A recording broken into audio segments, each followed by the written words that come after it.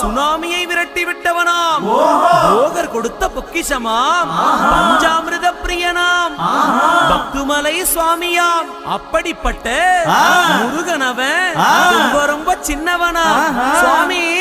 சின்ன சின்ன முருகைய சிங்கால முருகைய கொஞ்சி கொஞ்சி தமிழ் பேசும் செந்தில் வடிவேலனவன்.